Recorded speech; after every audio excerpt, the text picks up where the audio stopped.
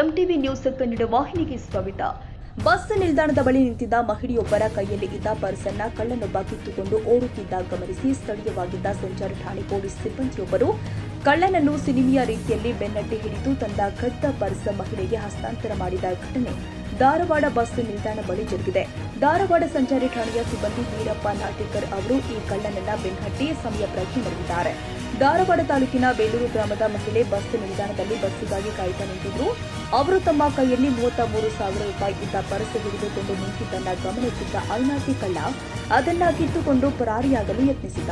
Police ಸಿಬ್ಬಂದಿ ವೀರಪ್ಪ ಅವರು ಆ ಕಳ್ಳನನ್ನು ಸುಮಾರು 1 ಕಿಲೋಮೀಟರ್ನಷ್ಟು ಬೆನ್ನಟ್ಟಿ ಹಿಡಿದು ಆ ಪರ್ಸನ್ನ ಮರಳಿ ಆ ಮಹಿಳೆಗೆ ಹಸ್ತಾಂತರಿಸಿದ್ದಾರೆ. ವೀರಪ್ಪ ಅವರ ಈ ಕರ್ತವ್ಯಕ್ಕೆ ಎಲ್ಲೆಡೆ ಮೆಚ್ಚುಗೆ ವ್ಯಕ್ತವಾಗಿದೆ.